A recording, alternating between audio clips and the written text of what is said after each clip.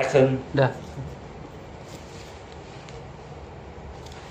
Bismillahirrahmanirrahim. Qala Syekhul Mu'allif rahimallahu ta'ala wa adama nafabi wa bi barakati ulumihi fid dharaini amina. Qala radhiyallahu anhu, fa idza faraghta, jika engkau selesai wudu, farfa basaraka, maka angkatlah pandanganmu ila samai, ke langit. Waqul, dan katakan, asyhadu an la ilaha illallah wahdahu la syarikalah wa asyhadu anna muhammadan abduhu wa rasuluh. Subhanakallahumma wa bihamdika asyhadu an la ilaha illa anta amiltu su'an wa zalamtu nafsi astaghfiruka wa atubu ilaik faghfirli wa tub alayya innaka antat tawwabur rahim. Allahumma ja'alni minat tawwabina waj'alni minal mutatahhirin waj'alni min ibadika sholihin waj'alni saburan syakuran waj'alni azkuruka zikran kasiran wa usabbihuka bukratan wa asfila. Doa semua. Jika selesai dari wudu, angkat mata atau pandangan ke langit, hadapkan dada ke kiblat. Wajib kiblat. Iya, bukan adabnya. Doa Tapi itu. kalau nggak sandain kita nggak wadap kiblat boleh juga. Ya kurang afdol lah. Oh, kurang. Kan kita kalau doa itu bagusnya ngadep kiblat. Ini adab. Kalau ente nggak ngadep kiblat makruh. Terus iya. Karena ente melawan sunnah. Gimana mau kabul? Gitu, makruh. Kalau lawannya sunnah itu makruh. Jadi kalau kata Rasulnya suruh ngadep kiblat, ente nggak ngadep kiblat, makruh. Terus sananya kita wudu, tapi kita doanya di dalam masjid boleh apa nggak tuh? Ya nggak masalah, asal ente ngadep kiblat. Dan kalau bisa katanya ngelihat ke atas. Ngelihat ke atas itu untuk apa sih? Jadi kalau kiblatnya jasad kita itu adalah Ka'bah. Tapi kalau kiblatnya hati, langit. Dimana kita berdoa ngelihat langit supaya hati kita Terbuka ya. ya mengkiblatkan ke arah langit. Gitu. Sehingga sama-sama menghadap kiblat. Hati menghadap kiblat dengan pandangan kita ke langit, dan jasad juga dadanya ke arah kiblat. Jadi afdol. Tinggal kita berdoa. Gitu. Jadi ini pelajaran. Doa itu yang bagus adalah sambil ngerasain, sambil ngeresapin gitu. Tentukan dulu diri ente, ngadep kiblat dulu yang benar, hatinya adepin dulu ke langit. Barulah berdoa. Itu biasanya lebih enak. Kadang-kadang kan orang kan kalau doa itu Nunduk mulu. enggak, asal aja yang penting baca. Hatinya kemana, badannya kemana. Bawa istighfar dulu kalau belum doa tuh biar tenang dulu. Makanya kalau doa itu tenangkan dulu. Kalau bisa madhab kiblat, hatinya langsung ke langit. Baru doa. Jadi ngerasain, apalagi ente misalnya tahu arti makna doa yang ente baca, itu lebih mantap lagi. Ya, itu lebih mantap lagi. Udah adabnya bagus, dapat sunnahnya, doanya juga ngerti itu apa yang didoain. Mantap itu. Ya, kita doain, kita hatiin. Katakan asyhadu alla ilaha illallah, nih doanya setelah Wudu. Aku bersaksi bahwa tiada Tuhan selain Allah, wahdahu la syarikalah, wahdahu la, dialah satu, tidak ada serikat bagi Allah. Wa asyhadu anna, dan aku bersaksi bahwasanya Muhammadan, Nabi Muhammad, abduhu, adalah hambanya, wa rasuluhu, dan utusannya. Subhanakallahumma, maha suci engkau, Allahumma ya Allah, wa bihamdika, dan dengan pujianmu, asyhadu alla ilaha illa anta, aku bersaksi bahwa tiada Tuhan selain engkau. Amiltu su'an wa zalamtu nafsi. Aku telah beramal keburukan dan aku telah menzolimi diri. Astaghfiruka, maka aku memohon ampun kepadamu. Wa atubu ilaik, dan aku taubat kepadamu. Faghfirli, maka ampunilah kesalahanku. Wa tub alayya, dan aku bertobat atas diriku. Innaka anta tawwabur rahim, sesungguhnya engkau penerima tobat dan maha pengasih. Allahumma ja'alni, ya Allah jadikanlah diriku minat tawwabina, dari orang-orang yang bertaubat. Waj'alni minal mutatahhirin, dan ya Allah jadikanlah diriku dari orang-orang yang senantiasa bersuci. Waj'alni min ibadika sholihin, dan jadikanlah diriku dari hambamu yang soleh. Waj'alni saburan syakuran, dan jadikanlah diriku orang yang sabar dan yang bersyukur. Waj'alni, dan jadikanlah diriku azkuruka, yang berzikir kepadamu zikran kasira, dengan zikir yang banyak. Wa usabbihuka bukrata wa asila, dan aku bertasbih kepadamu pagi dan petang, pagi dan sore. Itu doanya tuh apalin tuh. Ya. Yang kita biasa bahasa mah dari Allahumma ja'alni sampai ibadika Allahumma ja'alni minat tawabin wa ja'alni minal mutatahhirin wa ja'alni min ibadika sholihin, itu doa. Yang iya. Kalau yang mau ngambahin ini apa-apa ini kan dari Imam Ghazali. Faman qara'a hadhihi da'awat, siapa orang yang membaca ini doa fi wudu'ihi, di dalam wudunya, kharajat khotoyahu, maka keluar kesalahannya atau akan terhapus kesalahannya.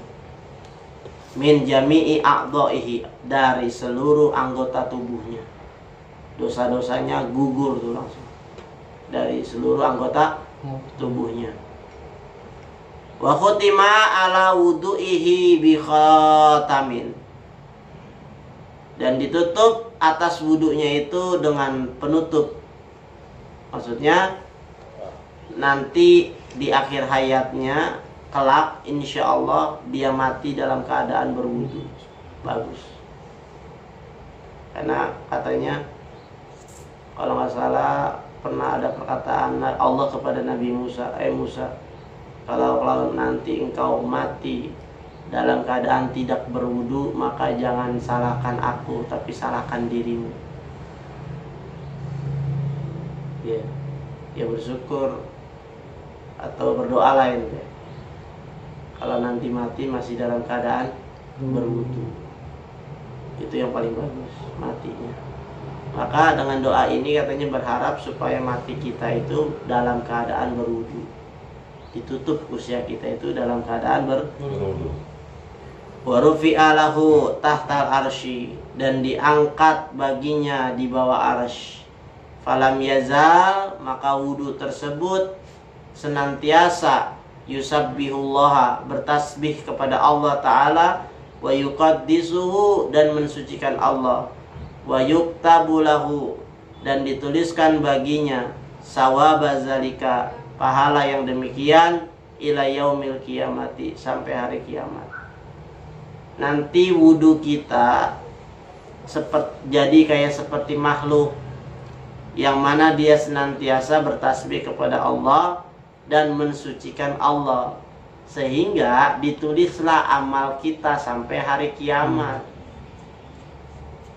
Maka sering-seringlah ente baca doa setelah wudu. Nanti wudu itu akan menjadi makhluk yang diangkat di bawah arsy, yang senantiasa bertasbih kepada Allah sampai hari kiamat. Itu 1 kali, 2 kali, 3 kali, seterusnya. Nah, maka banyakin doa. Boleh bisa jadi itu wudu yang menyelamatkan ente. pede sholat ngajinya diterima, nggak taunya ente selamatnya karena wudhu. Kan pernah ada seorang ulama kirain karena amalilah dia, kirain karena ibadah dia, ternyata karena pernah nyelamatin laler waktu dia lagi mutolaah yang mau kecemplung ke air, diselamatin sama dia. Nah dia masuk surga gara-gara laler itu. Bukan karena dia ulamanya ternyata. Tuh, siapa tahu itu seorang kelas ulama loh, yang katanya itu kebaikan yang menyebabkan kamu masuk surga. Seandainya tidak ada kebaikan itu, maka engkau masuk neraka. Bayangin ya, seandainya engkau nggak menyelamatkan laler itu dan tenggelam ya kan, maka kau masuk neraka. Itu ulama ya. Maka kalau ada kebaikan kerjain aja. Kenapa? Karena kita nggak tahu mana kebaikan yang bakalan lolos dari Allah gitu. Jangan sok-sok puas. Ya, baru bisa nolong orang kagak sholat. Atau baru bisa sholat kagak sodako. Terus aja ada bisa sodako, sholat, ngaji. Karena kita nggak pernah tahu mana amal ibadah kita yang diterima sama Allah. Anda juga begini belum tentu ngaji diterima sama Allah. Ya. Tapi ada jaminan orang yang ngaji dimaaf. Walaupun nggak diterima amalnya, yang penting dimaaf. Udah nggak masalah gue mah. Yang penting dimaaf. Gitu. Kalaupun aneh nggak dihitung pahala dari apa yang aneh ngaji, ya, tapi ada jaminan dimaaf, nah, iya, nggak masalah, nggak ada nilai pun. Yang penting gue dapat maaf. Itu yang mahal, karena belum tentu nanti kita juga dimaaf sama Allah. Atas dasar apa Allah memaafkan kita? Sedangkan misalnya kita nggak pernah taklim, ya, sholat mulu, ngerasa sholatnya itu sok-sok bener, nggak pernah mau belajar lagi, nggak pernah mau menilai lagi ibadahnya, ngerasa diri sholatnya itu udah diterima. Ternyata nanti di yaumul hisab nggak kehitung sholatnya. Lu mau bertopeng sama apa lagi? Ngaji kagak, sholatnya nggak kehitung. Ayo. Makanya banyakin amal di situ. Kalau nanti suatu saat sholat kita nggak diterima, coba kita lihat lagi yang mana. Tapi balik lagi, memang sholat itu menjadi tiang agama, dimana sholatnya diterima, baru yang lainnya dihitung. Sholatnya nggak diterima, nggak dihitung. Absensi. Iya.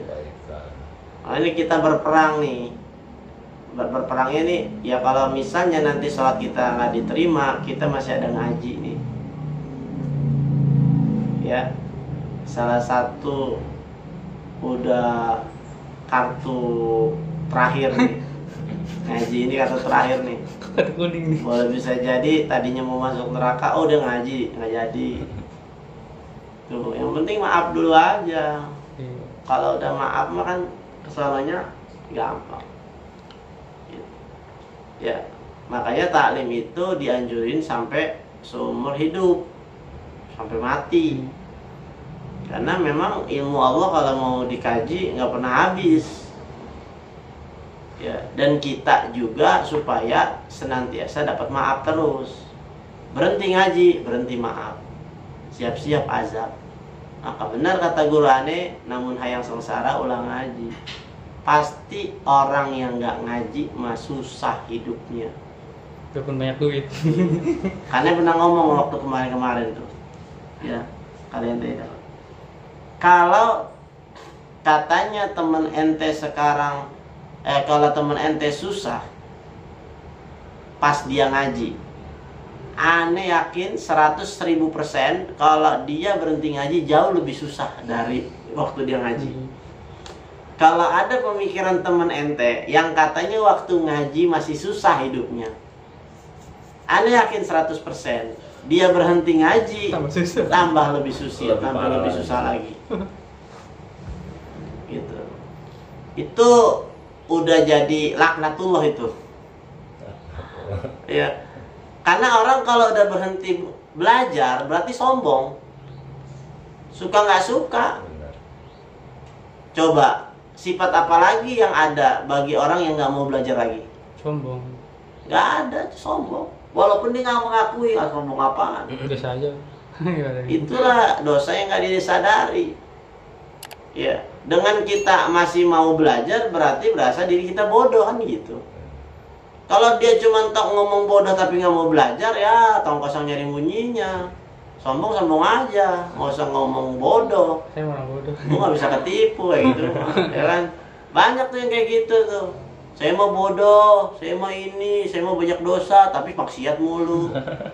Saya mau bodoh tapi nggak ngaji. Kan blow-on dia, emang bener. Saya mau bodoh, emang lu bohong, blow-on tuh kayak gitu aja deh sekalian. Ya, banyak orang tuh sandiwara mulu, terus setelah ngeliatnya ngedengar itu kagak demen. Ngaku bodoh, nggak mau belajar. Iya. Ngaku banyak dosa, nggak mau sholat. Nggak mau tobat. Itu doang. Ria, ujung-ujungnya kan emang ria. Ngomong kayak gitu apa? Karena pengen didengar sama manusia. Ya, nggak mau dibilang sombong. Orang mah sombong. Menyembunyikan kesombongannya dari kalimat goma banyak dosa, goma bodoh, ya nggak bisa ditipu, coy. Ya, ya kalau lu bodoh lu belajar, kalau lu banyak dosa lu banyak ibadah kan gitu. Ini udah ngerti banyak dosa tapi nggak pernah ibadah, nggak pernah belajar, ya elah. Ngomong doang. Nah itu tuh laknatullah. Wallahu a'lam Gitu. bissawab. Ya Rabbi bil Mustafa balligh maqasidana waghfir lana ma madha ya wasi'al karamin antal habibul ladzi turja syafa'atuhu min kulli hauli minal ahwalil muqtahami ya Allah biha ya Allah biha ya Allah bi husnil hatimah ya Allah biha ya Allah biha ya Allah bi husnil hatimah ya Allah biha ya Allah biha ya Allah bi husnil hatimah Allahumma salli wa sallim wa barik alaihi.